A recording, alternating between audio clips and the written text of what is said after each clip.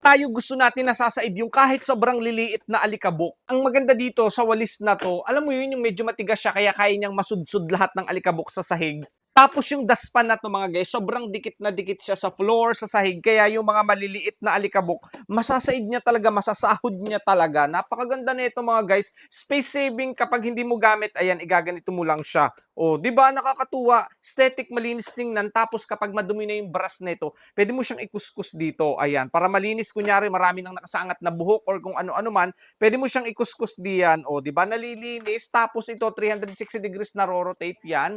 Tapos pwede mong baliktarin sa kabila. Ang ganda, 'di ba? Tapos ito mga guys, 3-in-1 'yan, may brush na. Ayan, pwede mong i-detach 'yan. O, 'di ba may magagamit kang brush na rotate din 'to mga guys, 360 degrees 'yan. Sobrang ganda nito, 3-in-1 na, kaya sulit, napakamura pa. O, 'di ba? Kaya kung kailangan niyo din ito mga guys, nako, ano pang iniintay niyo? Sobrang mura lang. Ang ganda ng kulay, aesthetic, space saver 'yan kapag di mo gamit. O, 'di ba? Check out niyo na, napakaganda oh.